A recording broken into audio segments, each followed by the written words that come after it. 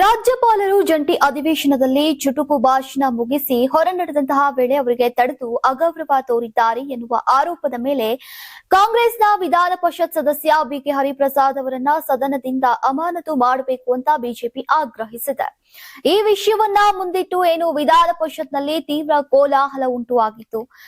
ಜೊತೆಗೆ ಜಂಟಿ ಅಧಿವೇಶನದ ಎರಡನೆಯ ದಿನವಾದಂತಹ ಶುಕ್ರವಾರ ಕಲಾಪ ಆರಂಭವಾಗ್ತಾ ಇದ್ದಂತೆ ಮೇಲ್ಮನೆ ವಿಪಕ್ಷ ನಾಯಕ ಛಲವಾದಿ ನಾರಾಯಣ ಸ್ವಾಮಿ ಅವರು ಈ ವಿಷಯ ಪ್ರಸ್ತಾಪಿಸಿದ್ರು. ಉಭಯ ಸದನಗಳನ್ನ ಉದ್ದೇಶಿಸಿ ಭಾಷಣವನ್ನ ಮುಗಿಸಿ ಹೊರಟಿದ್ದಂತಹ ರಾಜ್ಯಪಾಲರನ್ನ ತಡೆದು ಗೂಂಡಾಗಳ ರೀತಿಯಲ್ಲಿ ವರ್ತಿಸಿರುವುದು ಸಂವಿಧಾನಾತ್ಮಕ ಹುದ್ದೆಗೆ ಮಾಡಿದಂತಹ ಅವಮಾನ ಅಂತ ಆರೋಪಿಸಿದ್ರು.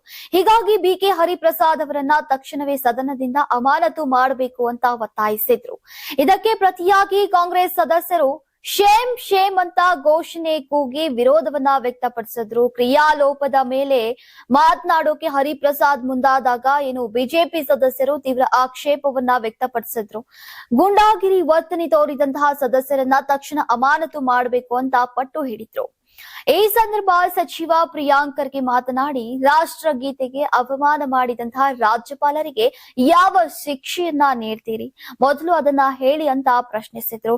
ಗದ್ದಲದ ನಡುವೆಯೇ ಮಾತನಾಡಿದಂತಹ ಛಲವಾದಿ ನಾರಾಯಣ ಸ್ವಾಮಿ, ಈ ಹಿಂದೆ ಕೂಡ ಹಂಸರಾಜ್ ಭಾರದ್ವಾಜ್ ಅವರು ಕೂಡ ರಾಜ್ಯಪಾಲರಾಗಿದ್ದಾಗ ಭಾಷಣ ಮಾಡದೆ ನಾನು ಸರ್ಕಾರದ ಗುಲಾಮನಲ್ಲ ಅಂತ ಹೇಳಿ ಹೊರ ನಡೆದಿದ್ರು. ಕಾನೂನುಬದ್ಧವಾಗಿ ಹೋರಾಟ ಮಾಡ್ಲಿ, ಆದ್ರೆ ಗೂಂಡಾಗಿರಿ ಸರಿಯಲ್ಲ, ರಾಜ್ಯಪಾಲರಿಗೆ ಅವಮಾನವಾಗಿದೆ ಅಂತ ಆಕ್ರೋಶವನ್ನ ವ್ಯಕ್ತಪಡಿಸಿದ್ರು.